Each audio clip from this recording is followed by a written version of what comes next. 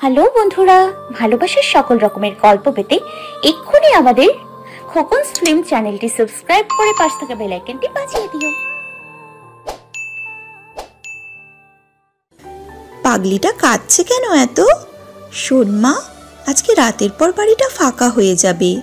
নীলাও চলে যাবে রাতের ফ্লাইটে লন্ডনে। বাড়িতে আমি, তুমি আর অরণ্য ছাড়া কেউই থাকবে না। প্রতিদিন বাবুর্চিদের রান্না খেতে খেতে বিরক্ত হয়ে গিয়েছি।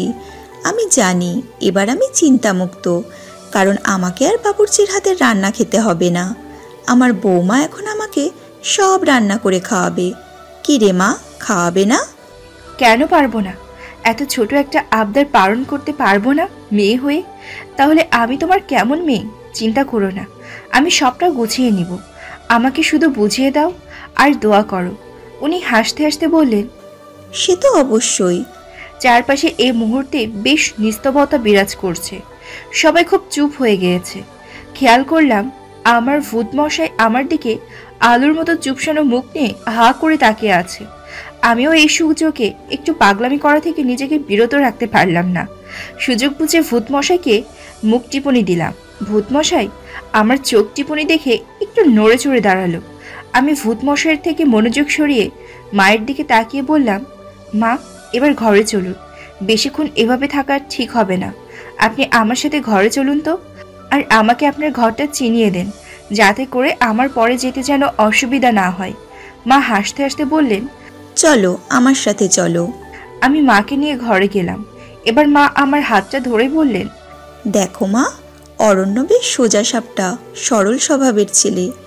তুমি অরণ্যকে ভালো রেখো, কখনো কষ্ট দিও না ওকে। আমি মায়ের হাতটা চেপে ধরে বললাম, মা, বিয়েটা যেভাবেই হোক আমি এখন অরণ্যের স্ত্রী। অরণ্যের ভালো মন্দ বিষয়টা আমি মাথায় রাখবো। আপনি শুধু আমার জন্য দোয়া করবেন। মা আমার মাথায় আবার হাত বোলাতে বোলাতে বললেন, দোয়া করি অনেক সুখী হও। আর আদর মাখায় স্পর্শ নিয়ে আমি বের হলাম মায়ের রুম থেকে। মায়ের রুম থেকে বের হয়ে খেয়াল করলাম ভূত মশাই এক জায়গায় স্থির হয়ে দাঁড়িয়ে আছে। এই সুযোগে আমার প্ল্যানটা কাজে লাগানোর। আমি একটু কোক মুখে নিয়ে ভূত মশাইয়ের কাছে গিয়ে জোরে হাঁচে দিলাম, আর মুখে সব কোক ওনার গায়ে ফেললাম। উনি বেশ লাফিয়ে উঠে বললেন, আমি তো জানি আপনি ইচ্ছে করেই এমন করেছেন। কেন করেছেন এমন? আপনি আমার সাথে এমন করলেন কেন? মাকে তো দেখলাম খুব হাত করে ফেলেছেন। ফাঁসানোর ব্যাপারে তো আপনি অনেক উস্তাদ। মাকেও ফাঁসিয়ে দিয়েছেন পুরা। আমি এবার ফ্যাশনের কথাটা শুনে এতটা গায়ে লাগালাম না। ওনাকে সজোরে বললাম, সে আমি ইচ্ছা করে করি, আপনার কি? যান, ড্রেসটা চেঞ্জ করে আগের ড্রেসটাই পরুন, যেটা আমি পছন্দ করেছিলাম। আমার কথা শোনেননি তো, তাই এমন হয়েছে। মাঝে মাঝে বইয়ের কথা শুনতে হয়, না হয় এমন অনাকাঙ্ক্ষিত ঘটনা ঘটতেই পারে। এই কথাটা শোনার পর ওনার আর বুঝতে বাকি রইল না যে আমি ইচ্ছা করেই এমন করেছি, কিন্তু ওনার মুখের তেমন রাগের ছাপটা এখন লক্ষ্য করলাম না। তবুও মুখটাকে একটু বাঁকিয়ে জবাব দিলেন, আপনার পছন্দের ড্রেসটা পরবো না। আপনাকে আমার ভালো লাগে না। অর্পাকে দেখে প্রথম দেখায় ভালো লেগে গিয়েছিল, যে ভালো লাগাটা আপনার প্রতি চাইলেও আনতে পারছি না। আমি এবার হালকা করে ওনার একটু কাছে গেলাম। কাছে গিয়ে বললাম, প্রথম দেখাই ভালো লেগে যাওয়ার চাইতে দেখতে দেখতে ভালো লাগাটা অনেক শ্রেয়। আপনি আমাকে দেখতে থাকুন। এ বলে চোখ টিপুনি দিয়ে বললাম, ওই ড্রেসটা পরলেই ভালো লাগবে, পরবেন কিন্তু। পরবো না। এ বলে উনি তাড়াহুড়ো করে রুমে চলে গেলেন। কিছুক্ষণ পর খেয়াল করলাম উনি সিঁড়ি দিয়ে নিচে নামছেন। আমি ওনাকে দেখে পুরো অবাক। উনি ওই ড্রেসটাই পরেছে যেটা আমি পরতে বলেছিলাম। আমি তো ওনার দিক থেকে চোখই সরাতে পারছিলাম না। মনের ভিতর একটা হিমেল হাওয়া বইতে লাগলো। উনি হুট করে আমার কাছে এসে বললেন, ভাববেন না আপনার কথা রাখতে পড়েছি। আমার ড্রেস আমি পরবো, যা ইচ্ছে পরবো, কারো কথাই পড়িনি। আমি এবার কিছুই বললাম না, শুধু মুচকে একটু হেসে দিয়ে বললাম, ঠিক আছে, কিছু ভাববো না। ছোটোখাটো খুনসুটি দিয়েই সারাটা দিন পার করলাম। সন্ধ্যার দিকে এক এক করে সব মেহমান চলে গেল। বাড়িটা বেশ নিস্তব্ধ হয়ে গেল।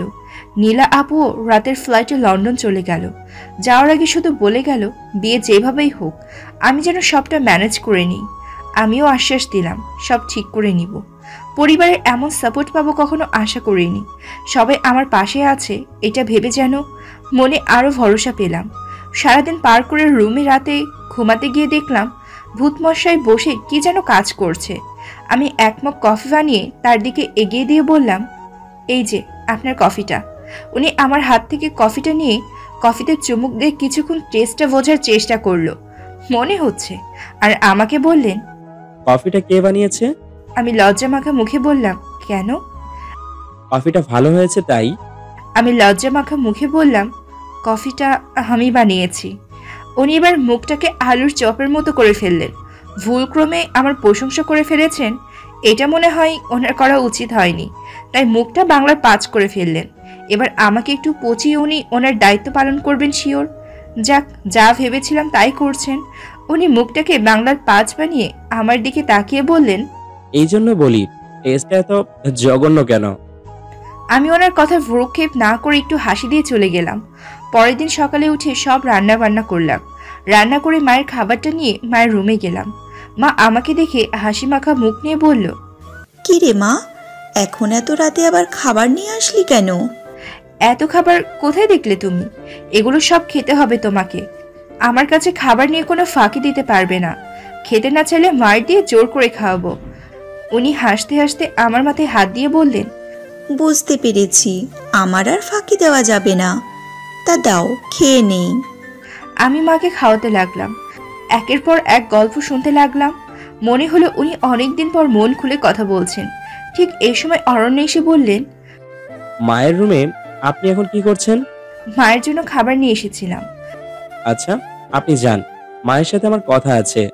পাশ থেকে মা বললেন, অনন্যা তো পড় না, অনন্যার সামনেই বল কি বলবি। না মা, আমি একা একা বলতে চাই। আমি ওর কথা না বাড়িয়ে মায়ের পাশ থেকে উঠে চলে আসলাম। কিছুক্ষণ পর উনি কথা শেষ করে খাবার খেতে আসলেন। আমি খাবারগুলো খেতে দিলাম। খেয়াল করলাম গপ গপ করে খাবার খাচ্ছে। আমি বললাম, আরে মশাই, আস্তে খান, সব শেষ হয়ে গেলে আবার রান্না করব। মানে এগুলো কে রান্না করেছে? লাজুক মুখে জবাব দিলাম, আমি। এই জন্যই তো বলি এত জঘন্য কেন। এ বলে উনি খেতে লাগলেন। আমি তখন বললাম, জঘন্য খাবারই এইভাবে খাচ্ছেন, ভালো খাবার না জানি কিভাবে খেতেন। আমার কথাটা কানে তুললেন না মনে হচ্ছে, খেয়েই যাচ্ছেন। এবার ওনাকে বললাম, এই যে শুনছেন, হ্যাঁ, কি বলবেন বলুন। আমি একটু বাইরে যেতে চাই, কিছু জিনিস কিনতে হবে, রান্নার জন্য কিছু সবজি লাগবে। আপনি গেলে যান, তবে কি দিয়ে যাবেন? একটা গাড়ি আমি নিয়ে যাব, আর একটা গাড়ি থাকলেও সে গাড়ির ড্রাইভার নেই। ড্রাইভারের স্ত্রী অসুস্থ, তাই বাড়ি গিয়েছে। আপনি কিভাবে যাবেন? আমি মুচকি এসে বললাম, ওই গাড়ির চাবিটা দিয়ে যান, আমি চলে যেতে পারবো একা। উনি অবাক হয়ে বললেন, কেন? একা চলে যেতে পারবেন মানে? গাড়ি কে চালাবে? আমি চালাবো। আমার কথা শুনে এবার মনে হয় উনি বেশ চমকালেন। আমার মুখ থেকে এমন কথা উনি আশাই করেননি হয়তো। আমাকে জিজ্ঞেস করলেন, আপনি গাড়ি চালাতে পারেন? আমি হাসতে হাসতে বললাম, হ্যাঁ পারি। অসুন্দর বলে নিজেকে কখনো ছোট ভাবিনি। সবকিছু শেখার চেষ্টা করেছি, নিজেকে পারফেক্টভাবে গড়ে তোলার চেষ্টা করেছি। আমার কথাটা শুনে উনি কিছুক্ষণ আমার দিকে তাকিয়ে রইলেন, তারপর বললেন, আচ্ছা, আমি চাবি দিয়ে যাব। তারপর উনি আমাকে চাবি দিয়ে চলে গেলেন। আস্তে আস্তে দিন কাটতে লাগলো। অরণ্যের সাথে খুনসুটিগুলো বাড়তে লাগলো। খেয়াল করলাম অরণ্যের অনেক পরিবর্তন হতে লাগলো। এর মধ্যে হুট করে অরণ্য একদিন অফিস থেকে এসে আমাকে বলতেছে, আপনি একটু তাড়াতাড়ি রেডি হন, আপনাকে নিয়ে একটু এক জায়গায় যাব। অরণ্যের এরকম কথা শুনে যেন আমার মনটা নাচতে শুরু করলো। কিন্তু অরণ্য আমাকে কোথায় নিয়ে যাবে জানার জন্য মনটা আনচান করতেছে, তাই নিজের আবেগ আর সামলাতে পারলাম না। অরণ্যকে বলেই ফেললাম, আপনি আমাকে কোথায় নিয়ে যাবেন? অরণ্য বেশ রাগ রাগ গলায় বললেন, আপনাকে রেডি হতে বলেছি, আপনি রেডি হন, এত কিছু জানতে হবে না। আপনি একটু বেশি বকেন, এত বকা ভালো না। যান, রেডি হয়ে আসুন। আমি মুখটা খুব কাচুমাচু করে যেতে নিলাম। উনি পিছন থেকে আবার ডেকে বললেন, শুনেন। আমি হাসি দিয়ে পিছন ফিরে বললাম, হ্যাঁ বলেন। আমি জানতাম আপনি বলবেন কোথায় যাব, বলেন কোথায় যাব। উনি আরেকটু গম্ভীর গলায় জবাব দিলেন, আপনার মাথায় সত্যি গোবর। আমি বলার আগেই বকবক করে যাচ্ছেন। আমি কোথায় যাব সেটা বলার জন্য ডাকিনি। আমি বেশ মন খারাপ হয়ে ওনার দিকে তাকিয়ে বললাম, তাহলে কেন ডাকছেন? আমি দেখেছি এই জন্য যে আপনি একটা শাড়ি পরবেন আজকে। হঠাৎ শাড়ি পরবো কেন? আমি বলেছি তাই পরবেন। আপনি বলেই পরতে হবে নাকি? আমি পরবো না, আপনি কি করবেন? আপনাকে পরতেই হবে। বলছি তো পরবো না। উনি এখন বেশ রেগে গিয়ে বললেন, আপনার যা ইচ্ছে করুন। এ বলে উনি চলে গেলেন। আমারও ওনাকে রাগাতে পেরে খুব ভালো লাগতেছে, কিন্তু কি শাড়ি পরবো কিছু যেন মাথায় আসছে না। আজকে প্রথম ভূতমশাই আমাকে কোথাও নিয়ে যাবে। কেন জানি না ভূতমশাই এ কয়দিনে অনেক পাল্টে গিয়েছে। আগের মতো আর আমাকে কষ্ট দিয়ে কথা বলে না। তার এই পাল্টেনো দেখে আমি খুব খুশি। যাই হোক, আলমারি খুলে সব শাড়ি দেখতে লাগলাম। খুঁজতে যেন সবকিছু এলোমেলো হয়ে গেল। এত শাড়ির মধ্যে ভূতমশাই কোন শাড়িটা পরলে খুশি হবে ঠিক বুঝতে পারলাম না। দেখতে দেখতে আলমারির সব শাড়ি খাটের উপরে রাখলাম। ভূতমশাই আমার কাছে এসে বললেন, আপনি এখনো রেডি হননি? খাটের উপর শাড়ির মেলা বসিয়ে ফেলেছেন একদম। এত শাড়ি খাটের উপর রেখেছেন কেন? আমি তোতলাতে তোতলাতে জবাব দিলাম, না মানে না মানে কি না মানে মানে করছেন? স্পষ্ট করে বলুন কি হয়েছে। এমনিতে তো কথায় একটা মাটিতে পড়ে না, এখন এভাবে তোতলাচ্ছেন কেন? ঠিক করে বলুন কি হয়েছে। আমি মুখটা একটু অসহায় করে ভাব নিয়ে বললাম, না মানে আবার না মানে করছেন? সত্যি বলতে আমি কোন শাড়িটা পরবো ঠিক বুঝতে পারছি না। আপনি যদি একটু ঠিক করে দিতেন ভালো হতো, আমার রেডি হতেও সুবিধা হতো। উনি এবার একটু মুচকি হাসি দিয়ে আমাকে বললেন, একটু ওইদিকে যান। সামান্য শাড়িটা ঠিক করতে পারছেন না, কোনটা পারবেন আপনি? সব কাজ তো দেখি বলার আগেই করে ফেলেন। আজকে কি এমন হলো শাড়িটাও চয়েস করতে পারছেন না? না মানে থাক, আপনাকে আর না মানে মানে করতে হবে না, দেখিয়ে দিন শাড়িগুলা। আমি একটু নড়ে পাশের দিকে সরে বসলাম। উনি আমার পাশে এসে বসলেন আর সব শাড়িগুলো দেখে একটা হাতে নিয়ে বললেন, আপনি বরং কালো শাড়িটা পরুন, আপনাকে ভালো লাগবে। কালো শাড়ির কথা বলাতে আমার মনের ভিতর কেমন জানি করে উঠল। কারণ আমি ফর্সা না, তাই আমি ওনাকে বললাম, আমি দেখতে তো ফর্সা না, আমাকে কালো শাড়ি মানাবে বলে মনে হচ্ছে না। কালো শাড়িতে আমাকে আরো কালো লাগবে, একদম পেতনি মনে হবে। আপনি কি আমাকে অপমান করার জন্য এমন করে বলছেন, তাই না? উনি আমার কথায় মনে হলো বেশ বিরক্ত হলো। হয়তো আমার মুখে এমন হতাশাজনক কথা উনি আশা করেননি, তাই উনি একটু বিরক্ত মাখা মেজাজে আমাকে বললেন, আপনার মতো সাহসী মেয়ের মুখে এমন কথা মানায় না। মা তো বলেছে সৌন্দর্য ভিতরে থাকে, বাহিরের সৌন্দর্য কোনো সৌন্দর্য না। আপনাকে না আমি ভিতর থেকে দেখলাম। আপনি কালো শাড়িটাই পরুন। আপনার যদি মনে হয় আমি অপমান করার জন্য বলেছি, তাহলে পড়ার দরকার নেই। এ বলে উনি উঠে রুম থেকে বের হয়ে গেলেন। কি করব বুঝতে পারছিলাম না। কালো শাড়িটা পরবো কিনা মাথায় আসছিল না। অবশেষে হাবিজাবি চিন্তা না করে কালো শাড়িটাই পরলাম। এ প্রথম আমি কোনো কালো ড্রেস পরেছি। দেখতে কালো ছিলাম বলে আমাকে কেউ কখনো কালো ড্রেস পরার জন্য বলেনি, আর আমিও পরিনি। আজকে কালো ড্রেসটা পরাতে নিজের কাছেই যেন নিজেকে বেশ সুন্দর লাগছে। হালকা একটু পাউডার মুখে মেরে নিলাম। হঠাৎ করে খেয়াল করলাম উনি রুমে প্রবেশ করছেন। রুমে প্রবেশ করে আমাকে দেখে বলতেছেন, বাহ, আপনাকে তো বেশ ভালো লাগছে। কালো কাজল পরলে আরো ভাল লাগবে, সাথে একটা বড় খোপা করলে। আমি কালো, তার উপরে কালো কাজল পরলে তো চোখগুলো আরো কালো লাগবে।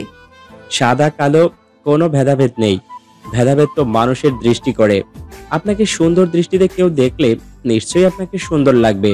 মানুষকে সুন্দর অসুন্দর তখন লাগে যখন মানুষের দৃষ্টি সুন্দর অথবা অসুন্দর হয়। আপনি চাইলে কালো কাজল পরতে পারেন, আপনাকে ভালো লাগবে। ভূতমশাইয়ের কথা শুনে যেন বুকের ভিতরে একটা রোমাঞ্চকর অনুভূতি আসলো। ওনার মুখে এরকম কথা শুনে যেন নিজের ভেতরের অসম্ভব ভালো লাগা কাজ করতে লাগলো। সত্যি কখন যে ওনাকে বড্ড ভালোবেসে ফেলেছি বুঝতেই পারিনি। হঠাৎ করে ওনারটাকে চিন্তার ঘোর কাটলো। কি ব্যাপার, কোথায় হারিয়ে গেলেন?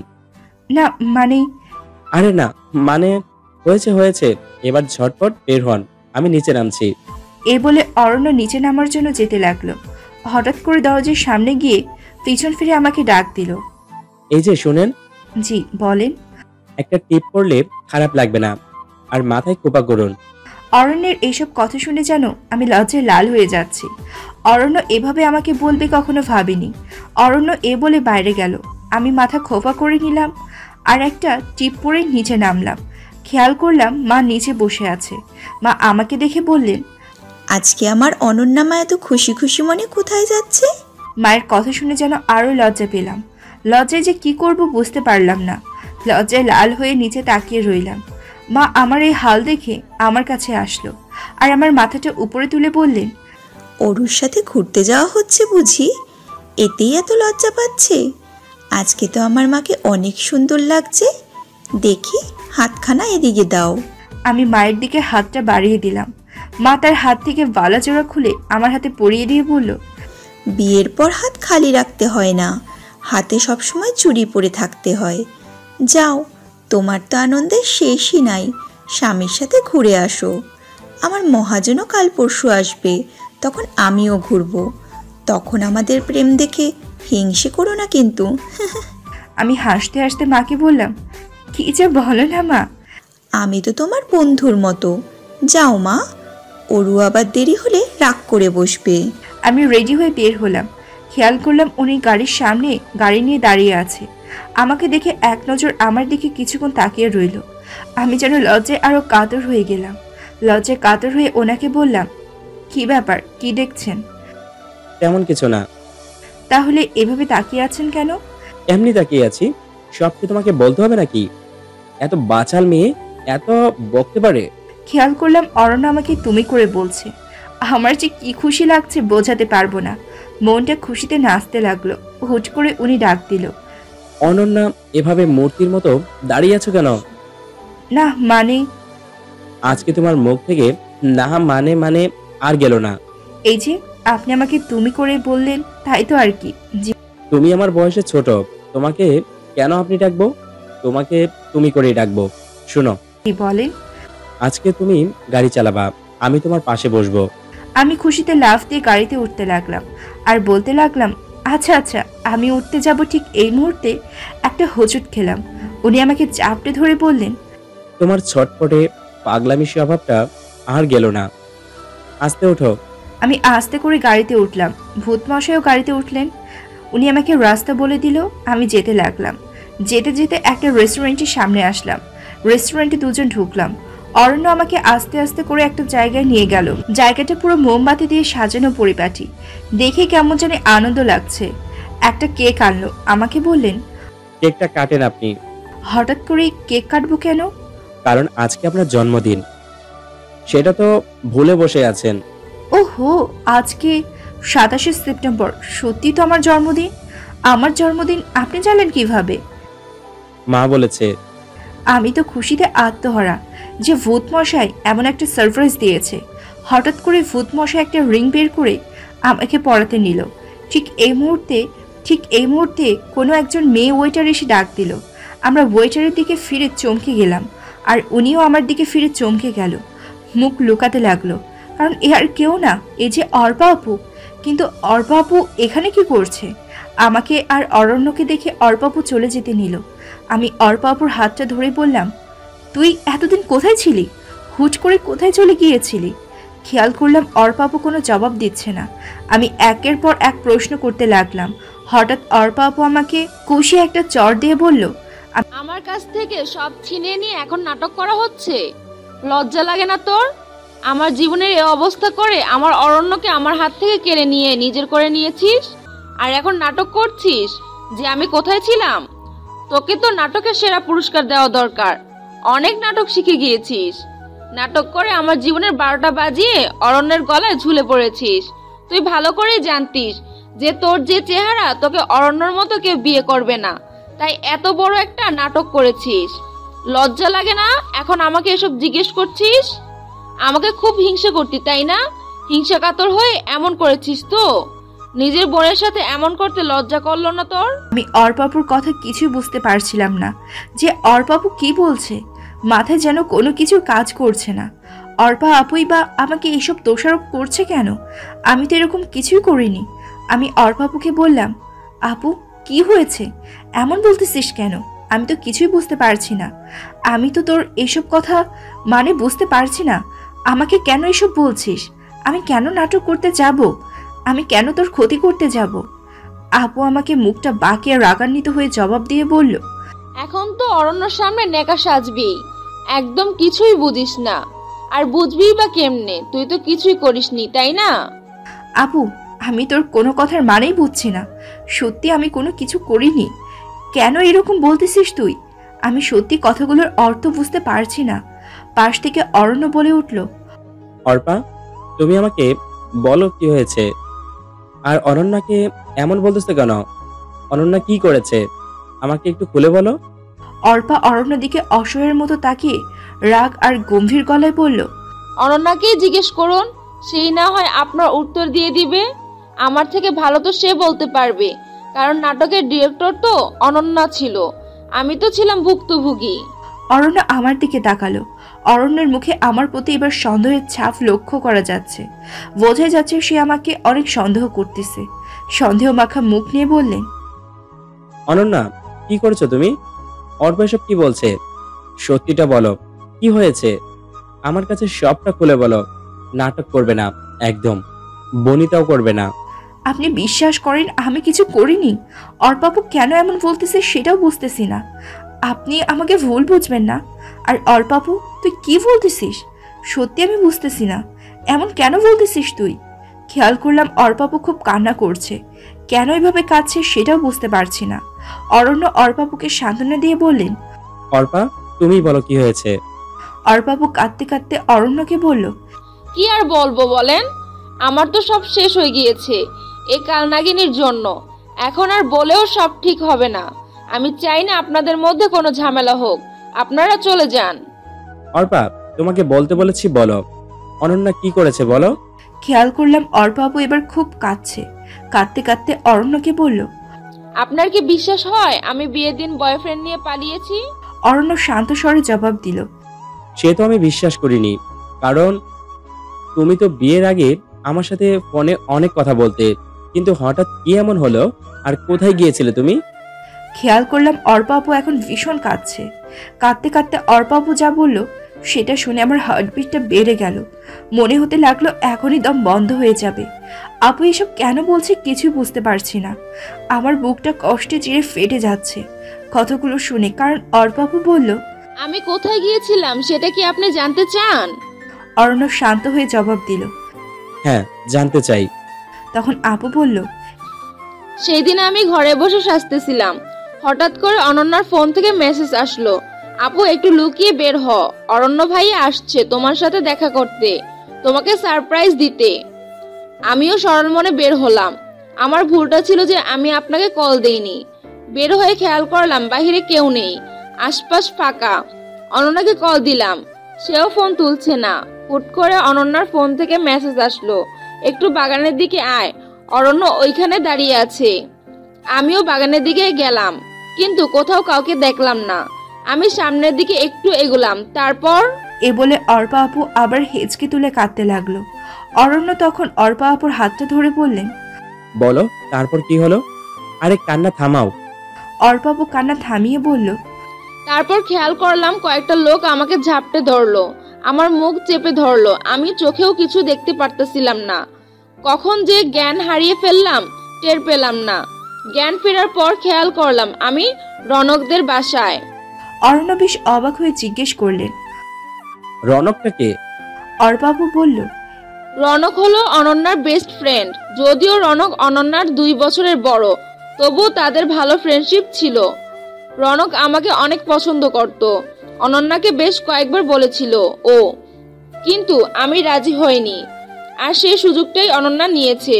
আমার বিয়ের দিনে আমাকে গায়েব করে দিয়েছে আর ফাঁসিয়ে আপনাকে বিয়ে করেছে। অনন্যা যে আমার সাথে এমন করবে আমি ভাবতেও পারিনি। রনককে দেখে আমি চমকে গিয়ে রনককে জিজ্ঞেস করলাম, তুমি আমাকে এখানে নিয়ে এসেছো কেন? আমি তোমাকে ভালোবাসি অর্পা, আমি চাই তুমি আমার হও।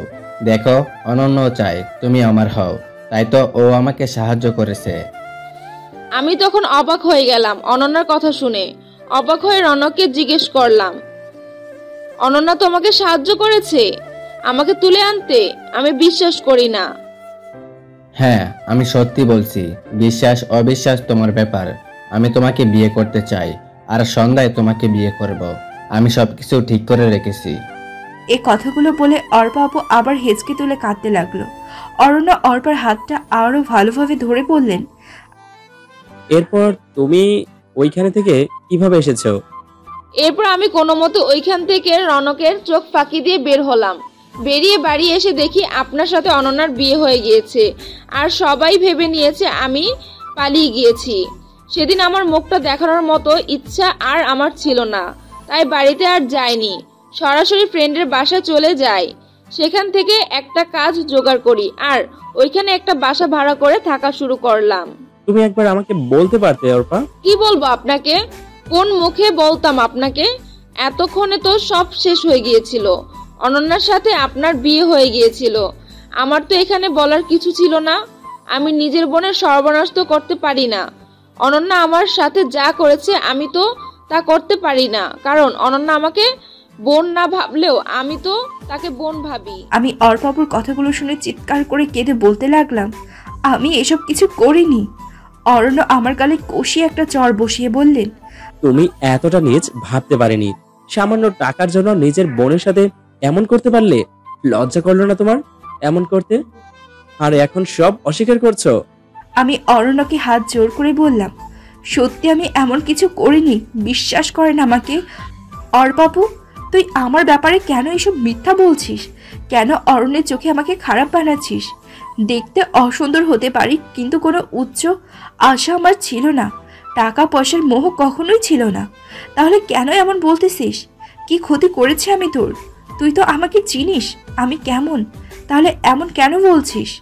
জবাবে অর্পাপু বলল, কি ক্ষতি করছিস জিজ্ঞেস করতে লজ্জা লাগছে না তোর? আর কি ক্ষতি করার বাকি রাখছিস? যা, তুই আর অরণ্য গিয়ে সংসার কর, আর এখানে আসিস না। ওপাশ থেকে অরণ্য বলে বসলেন, আমার সাথে অনন্যা যাবে না, তুমি যাবে। অর্পাপু অবাক হয়ে উত্তর দিল, আমি কোথায় যাব? আমার সাথে আমার মায়ের কাছে যাবে, আর মাকে গিয়ে সব বলবে। আর তোমাকে যে কষ্ট অনন্যা দিয়েছে সেটা আমি অনন্যাকে ফেরত দিব। তুমি আমার সাথে চলো। না, আমি চাই না আপনাদের মধ্যে কোনো ঝামেলা হোক। ঝামেলা তো তুমি করনি, ঝামেলা করেছে অনন্যা, সেটার শাস্তি তুমি কেন পাবে? আমি অরণ্যকে অনেকবার বোঝানোর চেষ্টা করলাম, কিন্তু বোঝাতে পারলাম না। অরণ্য অর্পা আপুর কথায় বিশ্বাস করেছিল, আর অর্পা আপু কেনই বা আমার নামে মিথ্যা বলল সেটাও বুঝতে পারছিলাম না। অরণ্যকে বোঝানোর হাজার চেষ্টা করে ব্যর্থ হয়েছি। অরণ্য অর্পা আপুর হাত ধরে বের হয়ে গেল, আর আমাকে যে রিংটা পরাতে চেয়েছিল সেটাও মেঝেতে পড়ে গেল। অরণ্য সেটা ফেলেই চলে গেল। আমি রিংটা হাতে নিয়ে কাঁদতে লাগলাম আর বলতে লাগলাম, কেন আমার সাথে এমন হলো? কি ক্ষতি করেছি আমি? কেন আমাকে এভাবে কষ্ট দেওয়া হলো? আমি তো কারোর কোনো ক্ষতি চাইনি। কাঁদতে কাঁদতে আমি দৌড়ে রেস্টুরেন্ট থেকে বের হলাম। খেয়াল করলাম অরণ্য আর অর্পা আপু গাড়ি নিয়ে চলে গিয়েছে। আমার বুকে বেশ কষ্ট হতে লাগলো। এক তো অরণ্য আমাকে ফেলে গিয়েছে, তার উপর অরণ্য জানতো আমি এখানকার কিছুই চিনি না। কিভাবে পারলো আমাকে আমার ভূত মশাই ফেলে রেখে যেতে? আমি তো কিছু করিনি। আমার ভূত মশাই কেন আমাকে বিশ্বাস করলো না? কেন আমাকে কষ্ট দিল? আমি তো অর্পা আপুর কোনো ক্ষতি করিনি। আমি তো আপুর সাথে এমন করিনি। তাহলে আপু কেন বলল? কেন আমার অরণ্যকে আমার কাছ থেকে কেড়ে নিয়ে যেতে চাইলো? এত কষ্ট কেন দিল আমায়? আল্লাহ, আমি তো কোনো প্রশ্নের উত্তর পাচ্ছি না। আমি কি করব তুমি বলে দাও। এই মুহূর্তে হাতে আমার একটা টাকাও ছিল না যে যাব। তবু একটা সিএনজি ভাড়া করলাম। ভাড়া করে বাসায় গেলাম। বাসার দারোয়ানের কাছ থেকে টাকা নিয়ে ভাড়া দিলাম। ঘরের ভিতরে গিয়ে দেখলাম রনক ভাই দাঁড়িয়ে আছে। রনক ভাইকে দেখে আমার মাথায় যেন আগুন ধরে গেল, কারণ রনক ভাই এর জন্যই অর্পা আপু আমাকে ভুল বুঝলো।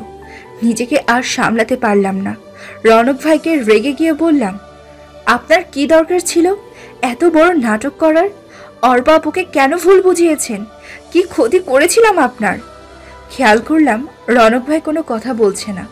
আমার রাগটা যেন আরো বেড়ে গেল। মন চাচ্ছে রনক ভাইকে কষিয়ে একটা চড় দেই, তাই করতে নিলাম। কিন্তু হুট করে অরণ্য এসে পিছন থেকে আমার হাতটা ধরে ফেললো। আমি অরণ্যের দিকে ফিরতেই অরণ্য আমাকে জড়িয়ে ধরলো। আমি বুঝতে পারছিলাম না কি হচ্ছে এসব। অরণ্য জড়িয়ে ধরার সাথে সাথে খেয়াল করলাম চারিদিকে আলো আরো বেড়ে গেল। অর্পা আপু, রনক ভাই, আমার কিছু বান্ধবী সবাই হাততালি দিয়ে বলতেছে, হ্যাপি বার্থডে অনন্যা। এখনো আমার মাথা কাজ করছে না। এসব কি হচ্ছে? মাথাটা খুব ঝিমাতে লাগলো। পরক্ষণে জ্ঞান হারালাম। জ্ঞান ফেরার পর খেয়াল করলাম অরণ্য আমার পাশে চিন্তামগ্ন হয়ে বসে আছে। আমার জ্ঞান ফেরার সাথে সাথে আমাকে বললেন, হুট করে সবার এত পরিবর্তন দেখে কেন জানি না অবাক লাগছে। খেয়াল করলাম সামনে রনক ভাই আর অর্পাপও দাঁড়ানো। আমি ওদের দিকে রেগে যেতে নিলাম। অরণ্য আমাকে শান্ত স্বরে বললেন, অনন্যা, ওদের কিছু বলো না। ওরা এতক্ষণ যা করেছে আমার কথাই করেছে। অরণ্যের কথাগুলো শুনে যেন আকাশ থেকে পড়লাম। কি বলে এসব? মাথার উপর দিয়ে যাচ্ছে সব। আমি অবাক হয়ে জিজ্ঞেস করলাম, মানে? আমি তো কিছুই বুঝতে পারছি না। অরণ্য একটু মুচকি মুচকি হেসে বললেন, কিছু বুঝতে হবে না। আগে তোমাকে একটা সংবাদ দেই। অর্পা কোথায় গিয়েছিল সেটা তো সবার অজানা ছিল। অর্পা রনকের সাথে পালিয়েছিল। আমি কথাটা শুনে বেশ অবাক হলাম। তাহলে একটু আগে ঘটে যাওয়া ঘটনা কি আমার স্বপ্ন ছিল? ওরা যদি বিয়ে করে নেয় তাহলে একটু আগে কেন এমন বলল কেন? অর্পাপু পাশ থেকে বলে উঠল, তুই একটু শান্ত হ, আমি সবটা বলছি। আমি নিজেকে শান্ত করলাম, বললাম, এবার বল। রনকের সাথে আমার রিলেশন ছিল 3 বছরের। রনক তোকে কিছু বলেনি, কারণ আমরা তোকে সারপ্রাইজ দিতে চেয়েছিলাম। কিন্তু হুট করে আমার বিয়ে ঠিক করাতে সব ঝামেলা পাকালো। কি করব বুঝতে পারতেছিলাম না। প্রচন্ড সিদ্ধান্তহীনতায় ভুগছিলাম। শেষমেশ বিয়ের দিন সকালে মনে হলো নিজের ভালোবাসাকে এভাবে কোরবানি করা ঠিক হবে না। তাই রনককে ফোন দিয়ে বললাম, রনক, তুমি কি চাও আমরা এক হই? অর্পা, তুমি এখনো এ কথা জিজ্ঞেস করছো? তুমি যা করতে বলবে তাই করব, তবু আমাকে ছেড়ে যেও না। তাহলে বাগানের কাছে চলে আসো। রনক আমার কথা শুনে বাগানের কাছে আসলো, আর আমি সুযোগ মতো রনকের হাত ধরে পালিয়ে গেলাম। তাহলে একটু আগে যে কাহিনী বলেছিলি সেটা কি ছিল? আমার প্রশ্নের জবাবে প্রথমে সবাই একটু হেসে নিল। সবার হাসি দেখে এবার সত্যি আমার গা জ্বলে যেতে লাগলো। রেগে গিয়ে বললাম, কি হয়েছে বলবি তো? অরণ্য মুচকি মুচকি হেসে বললেন, 4টা মাস খুব জ্বালিয়েছে আমাকে, তাই এর শাস্তি তো ভালোবাসি শব্দটা বলার আগে দিতেই হতো। আর একটু সারপ্রাইজ দেওয়ার ও বাকি ছিল। হুট করে অর্পার সাথে দেখা, তখন অর্পাকে নিয়েই প্ল্যানটা করি। এরকম প্ল্যানটা কে করলো শুনি? অরণ্য হাসি হাসি মুখ নিয়ে বলল, আমি করেছি। এরকম একটা প্ল্যান করেছে বলে অরণ্যের প্রতি আমার খুব অভিমান জমে গেল। অভিমানে গল ফুলিয়ে বসে রইলাম। অর্পাপু বলল, আচ্ছা অনন্যা, থাক তুই। আমি আর রনক বাহিরে গেলাম। তোদের মধ্যে মান অভিমানের পালা শেষ কর। আর চটটা দেওয়ার জন্য সরি, জোরে লাগেনি তো? নাটক করতে গিয়ে ক্যারেক্টারের মধ্যে ঢুকে পড়েছিলাম। অর্পাপুর কথা শুনে অভিমানটা আরো বেড়ে গেল। অভিমানী গলায় বললাম, হয়েছে, জুতা মেরে গরুদান করতে হবে না। অর্পাপু হাসি দিয়ে রনক ভাইয়াকে নিয়ে চলে গেল, আর আমি গাল ফুলিয়ে বসে রইলাম। অরণ্য আমার দিকে তাকালো, কিন্তু অভিমানের জন্য আমি আর অরণ্যের দিকে তাকালাম না। অরণ্যের চোখ যেন আমার থেকে সরছে না। আমি যেন তার চোখের নিশানা থেকে নিজেকে সরাতেই পারছি না। ক্রমশ আমার অভিমান কমতে লাগলো। তবুও অভিমানটা ধরে রাখার নির্লস কসরত করে যাচ্ছি। অভিমানটা স্থির রাখার অনেক চেষ্টার পরও কেন জানি না অভিমানটা ধরে রাখতে পারলাম না। তাই অরণ্যে জড়িয়ে ধরে অভিমানটার চোখে বৃষ্টি করে নামিয়ে দিলাম। ফুপাতে ফুপাতে বললাম, আমাকে এভাবে কষ্ট দেওয়ার কি কোনো দরকার ছিল? আমি যদি হারিয়ে যেতাম ওই জায়গা থেকে? আমি তো আমার অনন্যাকে চিনি। সে যে বাসা খুঁজে ফিরতে পারবে সেটা আমার ভালোই জানা ছিল। সারপ্রাইজটা কেমন লাগলো? খুব বাজে লেগেছে।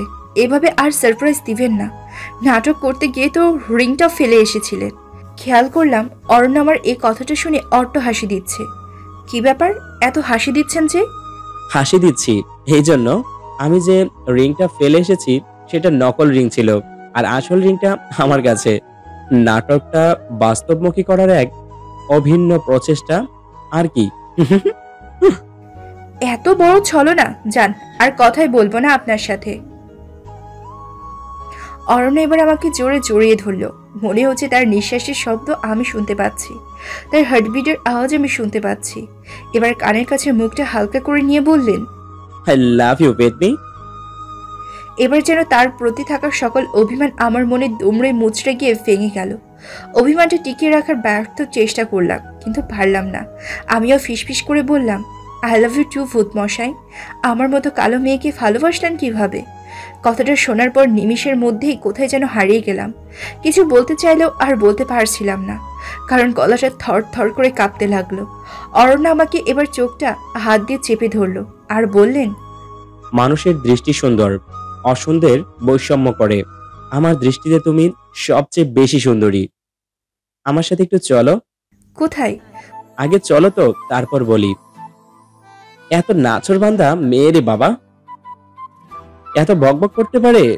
হয়েছে হয়েছে, আর বকবক করবেন না, এবার নিয়ে যান। চোখটা চেপে ধরে আস্তে আস্তে আমাকে কোথায় নিয়ে যাচ্ছে কিছুই বুঝতে পারছি না। হুট করে চোখ খুললাম, খেয়াল করলাম আমি ছাদে, চারিদিকে মোমবাতি দিয়ে সাজানো। অর্পাপু আর রনক ভাইয়া বাজি ফোটাতে লাগলো। পাশে মা দাঁড়িয়ে আছে, ওনার পাশে একজন ভদ্রলোক দাঁড়িয়ে আছে। আমার বুঝতে বাকি রইল না উনি আমার শ্বশুর মশাই। আমি দৌড়ে গিয়ে ওনাদের সালাম করলাম। অর্পাপু আর রনক ভাই আমার সামনে একটা কেক আনলো আর বলল, ভূত আর পেতনি দুজন মিলে কেকটা কাটেন। আর অরণ্য ভাইয়া, আপনি অনন্যাকে রিংটা পরিয়ে দিন। আর অনন্যা, তোর হাতের নকল রিংটা ছুঁড়ে ফেলে দে। এত বোকা কবে হয়েছিস? সামান্য নাটক বুঝতে পারলি না? তুই তো বেশ নাসরবান্দা আর বুদ্ধিমতী ছিলি। আমি লজ্জায় লাল হয়ে গেলাম। বিড়বিড় করে বললাম, প্রেমে পড়লে যে মানুষ বলদ হয় সেটা আমাকে দিয়ে প্রমাণ হলো। অরণ্য ধাক্কা দিয়ে বলল, কি বিড়বিড় করা হচ্ছে? না কিছু না। একটু ওইদিকে ফিরো, তোমার জন্য সারপ্রাইজ আছে। কি সারপ্রাইজ? ওইদিকে ফিরেই দেখো। আমি ওইদিকে ফিরলাম, দেখলাম আমার বাবা মা চাচা চাচি সবাই আসছে। আমি খুশিতে আত্মহারা হয়ে গেলাম। বিয়ের পর এসব ঝামেলায় আমার শ্বশুরবাড়িতে কেউ আসেনি। এইভাবে যে সারপ্রাইজ পাবো বুঝতে পারিনি। আমি তো খুশিতে স্থির হয়ে গিয়েছিলাম, কিছু বলতেও পারছিলাম না, আবার নড়তেও পারছিলাম না। আমাকে অরণ্য ধাক্কা দিয়ে বললেন, এবার কেকটা কাটো আর আপনি শব্দটার ইতি টানো। আপনি শব্দটার ইতি টানবো মানে? মানে তুমি আমাকে তুমি করে বলবে। আমার তো লজ্জা লাগবে। হয়েছে হয়েছে, আর লজ্জা পেতে হবে না। কেকটা কাটো, সবাই অপেক্ষা করছে। কেকটা কাটার সাথে সাথে চারিদিকে বাজি ফুটতে লাগলো। কয়েকটা ফানুস আকাশে উঠতে লাগলো। কি যে এক অদ্ভুত অনুভূতি বলে বোঝানো যাবে না। মনের ভিতর এমন লাগছে যেন ঝড় হওয়ার পর শীতল বাতাস বইছে। সত্যি বুঝতে পারিনি আমার ভূতমশাই আমার এত ভালোবাসে। কেকটা কাটলাম, ভূতমশাই আমাকে হাতের রিংটা পরিয়ে দিল। আমি লজ্জায় দৌড়ে রুমে চলে আসলাম। অরণ্য আমার পিছন পিছন আসলো। অরণ্যকে বললাম, আপনার তো। অরণ্য আমার মুখটা আটকে দিয়ে বলল, আপনি না, তুমি বলো। আমি লজ্জা মাখা মুখে উত্তর দিলাম, তোমার তো আমাকে ভালো লাগে না। অর্পাপুকে তো প্রথম দেখায় ভালো লেগেছিল, হুট করে আমাকে ভালো লাগলো কিভাবে? কারণ প্রথম দেখায় ভালো লাগার চেয়ে দেখতে দেখতে ভালো লাগা অনেক শ্রয়। আমার কথাটাই আমাকে ফিরিয়ে দেওয়া হচ্ছে। সত্যি কথা বললে ফিরিয়ে দেওয়া হয় না, বরং সত্যতার প্রমাণ হয়। সেদিনের পর থেকে অরণ্য আর আমার জীবনটা পুরোপুরি পাল্টে গেল। দেখতে দেখতে 3টা বছর কেটে গেল। এর মধ্যে আমি একটা পুত্র সন্তানের মা হলাম। একদিন পাশের বাসায় পরিচিত এক ভাবি আমার ছেলেকে দেখতে এসে আমাকে বললেন, অনন্যা ভাবি, আপনাদের বিয়েটা যেন কিভাবে হয়েছে? উত্তরে আমি বললাম, আমাদের হঠাৎ বিয়ে হয়েছে। সবশেষে ভিডিওটি যদি আপনার এতটুকু ভালো লেগে থাকে তাহলে আর দেরি না করে এখনই ভিডিওতে একটি লাইক দিয়ে নিন এবং আপনাদের বন্ধুদের সাথে শেয়ার করুন। ধন্যবাদ।